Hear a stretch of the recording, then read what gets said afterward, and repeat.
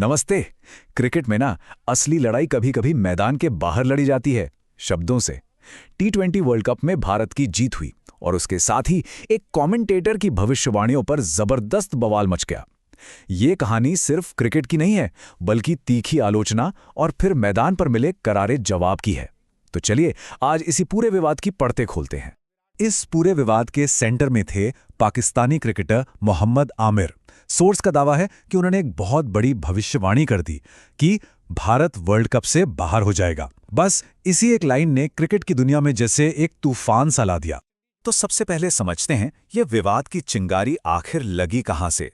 वो कौन सी बातें थी, वो कौन से दावे थे जिन्होंने इतना बड़ा बखेड़ा खड़ा कर दिया। सोर्स के मुताबिक मोहम्मद आमिर ने सिर्फ एक नहीं बल्कि कई ऐसी भविष्यवाणियां की जो भारतीय टीम और उसके फैंस को बिल्कुल भी रास नहीं आई। तो सोर्स के हिसाब से आमिर के दावों की एक लंबी चौड़ी लिस्ट थी। सबसे पहले तो ये कि भाई इंडिया टूर्नामेंट से जल्दी ही बाहर हो जाएगी। फिर कहा गया कि वेस्टइंडीज वो तो भारत को बड़े आराम से हरा देगी। और बात यहीं खत्म नहीं हुई। इंग्लैंड को एक लड़ाकू टीम बताकर यह भी कह दिया कि वो इंडिया का खेल खत्म कर देगी। और तो और कुछ भारतीय खिलाड़ियों की काबिलियत पर भी सीधे सीधे सवाल उठा दिए गए। अब आता है दूसरा हिस्सा, भविष्यवाणी बनाम हकीकत। बातें तो बहुत हो गई थी, अब जवाब देने की बारी मैदान की थी। सोर्स के मुताबिक भारतीय टीम ने इन सारी आलोचनाओं का जवाब किसी बयान से नहीं बल्कि अपने जबरदस्त प्रदर्शन से दिया। देखते हैं कैसे। सबसे पहले निशाने पर कौन था? अभिषेक शर्मा। सोर्स का कहना है कि आमिर ने उन्हें बस एक स्लॉगर का टैग दे दिया था, मतलब एक ऐसा खिलाड़ी जो बस अंधाधुन बल्ला घुमाता है, कोई सोच समझ नहीं। लेकिन देखिए हकीकत ने कैसे पलटी मारी। जिसे सिर्फ स्लॉगर कहा जा रहा था, उसी अभिषेक शर्मा ने T20 वर्ल्ड कप के फाइनल जैसे बड़े मैच में इतिहास बना दिया। उन्होंने उस टूर्नामेंट के फाइनल का सबसे तेज अर्धशतक जड़ दिया। यह सिर्फ एक जवाब नहीं था, यह तो एक रिकॉर्ड तोड़ तमाचा था। आंकड़े तो और भी कमाल के थे। सिर्फ 18 गेंदों पर 50 रन।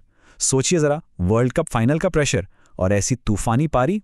सोर्स के मुताबिक इस एक इनिंग ने यह साबित कर दिया कि अभिषेक शर्मा सिर्फ स्लॉगर नहीं बल्कि एक असली गेम चेंजर हैं। लिस्ट में और भी खिलाड़ी थे। सोर्स बताता है कि ईशान किशन को अधूरा खिलाड़ी तक कह दिया गया और संजू सैमसन की भी जमकर आलोचना हुई। लेकिन इन खिलाड़ियों ने भी अपना जवाब बल्ले से ही दिया।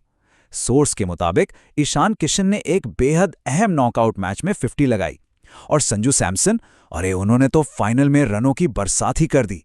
टूर्नामेंट के सबसे ज्यादा 8 छक्के और सिर्फ 46 गेंदों पर 89 रनों की वो यादगार पारी। ये तो बात हुई इंडिविजुअल परफॉर्मेंस की। लेकिन पूरी टीम के तौर पर जो आंकड़े सामने आए, सोर्स के हिसाब से उन्होंने तो सारी आलोचनाओं की हवाई निकाल दी। जरा इन आंकड़ों पर नजर डालिए। सोर्स के मुताबिक भारत ने अपने पिछले 34 आईसीसी मैचों में से 32 जीते थे। ये कोई मजाक नहीं है। टीम इंडिया ने 2 बार 250 से ज्यादा का स्कोर बनाया। वहीं दूसरी तरफ आलोचकों की अपनी टीम 120 रन बनाने के लिए जूझ रही थी। और सबसे बड़ी बात, भारत ने अपनी तीसरी T20 वर्ल्ड कप ट्रॉफी उठाई। तीसरा हिस्सा, अब बात सिर्फ आंकड़ों की नहीं रही थी, ये लड़ाई शब्दों की बन चुकी थी।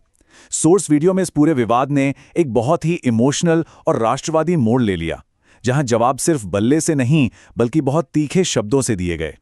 सोर्स में एक बहुत ही तीखी कहावत का इस्तेमाल हुआ, आसमान की तरफ थूकने वाले क्यों भूल जाते हो कि वो थूक तुम्हारे मुंह पर ही गिरेगा। मतलब साफ था, लोगों का मानना था कि आमिर की ये सारी नेगेटिव बातें घूम फिर कर उन्हीं पर भारी पड़ गईं। सोर्स तो ये भी दावा करता है कि आमिर के रवैये में एक तरह का दोहरापन था। कहा गया कि जब तक उन्हें आईपीएल में खेलने की उम्मीद थी, तब तक वो भारत की तारीफों के पुल बांध रहे थे। लेकिन जैसे ही ये साफ हुआ कि ऐसा नहीं होगा, उनके सुर ही बदल गए। और फिर सोर्स में एक ऐसी लाइन आई जिसने इस बहस को एक अलग ही लेवल पर पहुंचा दिया। झंडे में चांद होना और चांद पर झंडा होने में औकात का फर्क होता है। ये भारत के चंद्रयान मिशन का सीधा जिक्र था, जिसने इस क्रिकेट की बहस को राष्ट्रीय गौरव की लड़ाई बना दिया। तो चलिए अब आते हैं आखिरी हिस्से पर। इन सारे तर्कों, प्रदर्शन और तीखी बातों के बाद सोर्स आखिर मोहम्मद आमिर की कमेंट्री पर अपना अंतिम फैसला क्या सुनाता है। और देखिए, मजे की बात यह है कि आलोचना सिर्फ भारत से नहीं हो रही थी। सोर्स के मुताबिक एक टीवी डिबेट में खुद पाकिस्तानी क्रिकेटर अहमद शहजाद ने आमिर की तरफ इशारा करके कह दिया, इस पैनल में तो वो लोग भी हैं जो जेल से आए हैं। ये अपने आप में एक बहुत बड़ा स्टेटमेंट था। तो कुल मिलाकर सोर्स का निष्कर्ष एकदम साफ है। आमिर की ये सारी भविष्यवाणियां और आलोचनाएं बस लाइमलाइट में बने रहने की एक कोशिश थी, एक ऐसी कोशिश जिसे टीम इंडिया के प्रदर्शन और आंकड़ों ने पूरी तरह से बेमतलब साबित कर दिया।